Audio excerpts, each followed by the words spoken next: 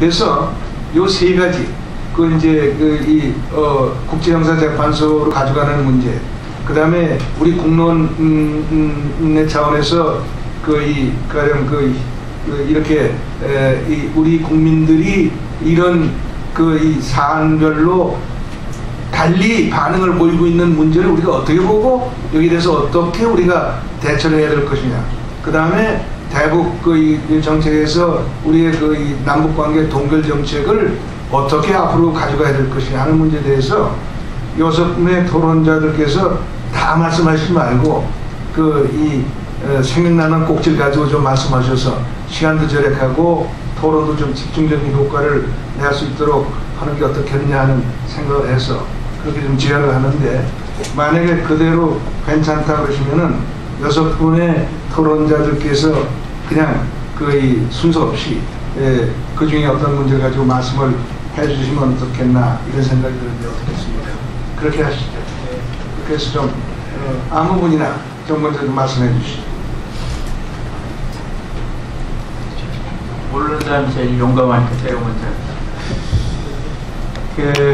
지금 현 정부의 이 폭침에 대한 대응 방안을 보면 국제기구를 통해서 제재를 유도하는 그런 형태입니다. 그런데 당장은 우리가 사과를 받고 책임자 처벌을 하고 재발 방지 약속을 받고 평화적 관계를 유지하고 싶은 게 우리의 생각인데, 현실적으로 지금 상태가 이런 게 결과가 나오기는 시간이 무지하게 오래 걸리거나 아니면 현실적으로 또 실제로 쉽지 않은 상황인 것 같습니다.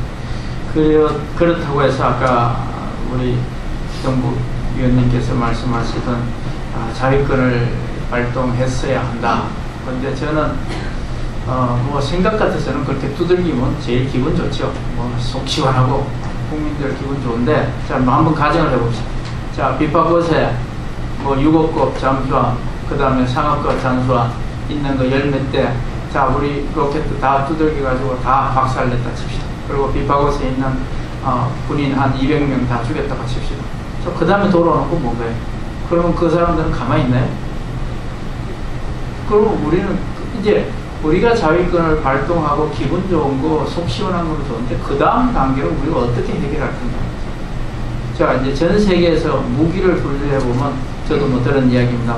핵무기를 가지고 있을 거라고 생각하고 화학무기와 생물무기를 다 갖고 있다고 추정되는 나라가 6개라고.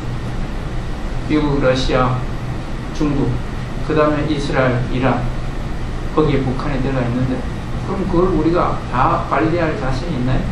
저는 그래서 이제 우리가 기분 좋고 속 시원한 거는 좋은데 과연 이게 현실적인 대안인가 하는 것에 대해서는 의문을 가지고 있습니다. 이스라엘하고 팔레스타인이 우리하고 관계는 다르지만은 중동 전쟁 4번 치르고 이스라엘 팔레스타인 전쟁 2번 치르고 노벨 평화상이 5사람 나왔습니다.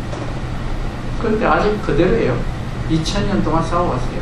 물론 상황은 다르죠. 그런데 우리가 군사적인 우위 그리고 압도적인 경제력 우위 해결하는데 해결되는 게 아니에요. 그 이제 우리가 이런 거를 좀 생각해 보면서 생각을 해봐야 된다는 거고, 붕괴나 변화되는 방식은 다양하다고 생각합니다.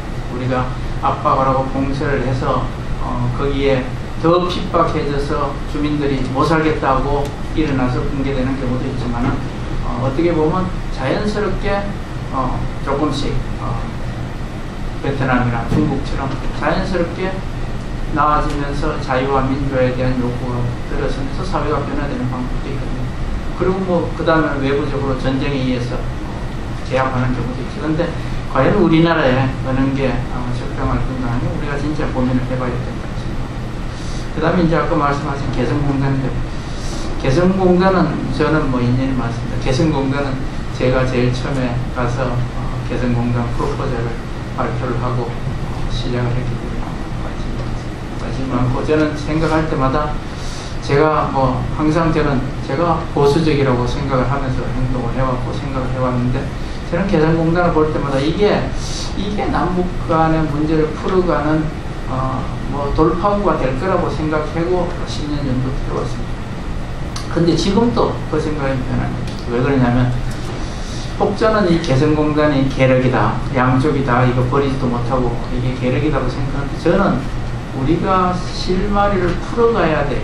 남북관계가 탈출구를 서로 찾아야 될 시기가 되면 이게 어떻게 보면 보물단지가 되죠. 왜 그러냐면 서로가 서로 못 이긴 척, 남북한이 어떻게 밀어두고 문 안 닫고 질질 끌다가 나중에 이제 뭐 어떤 형태로든지 우리가 영원히 남북간에 이렇게 대치분명히 갈 게 아니고 나중에 풀어야 될 때가 되면 이거를 가지고 푸는데 우리가 사용할 수 있지 않나, 저는 그렇게 생각합니다. 만약에 이거를 철수하는 거 쉽습니다. 거기 공장 122개 돌아가고 있는 거 철수시키고 공장 문 닫아버리면 그만이에요. 거기 뭐 기껏해봐야 한 1조 정도 들어간 거고 보상해주면 그만이에요. 그러고 나서 그 다음에 어떻게 할까요? 그 공단 다 버리고 새롭게 이제 나중에 3년 후에 5년 후에 남북 새로 뭐 상생하자, 협력하자, 신뢰가 안 생깁니다. 그거 10년 동안 이끌어오는데 얼마나 힘들게 여기까지 가지고 왔는데, 지금은 서로 못 이긴 척 국제사회에서 뭐 사과 얻어내고 그런 노력을 하면서, 저는 이거는 진짜 줄여서라도 남겨놓는 게 나중에 우리가 서로가 기차에서 달리는 기차에서 내릴 때가 되면 필요한 거다, 그렇게 생각을 여기서 마치겠습니다. 예, 수고했습니다. 김성수